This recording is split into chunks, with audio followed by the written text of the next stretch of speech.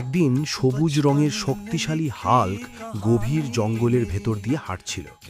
হঠাৎ সে এক অদ্ভুত আলো দেখতে পেল। আলো অনুসরণ করতে করতে হাল্ক পৌঁছে গেল এক পরীদের গ্রামে।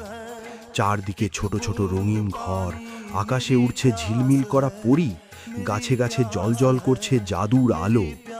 পরীদের রানী ভয়ে ভয়ে হাল্ককে জিজ্ঞেস করল, হে শক্তিশালী মানুষ, তুমি কি আমাদের ক্ষতি করতে এসেছো?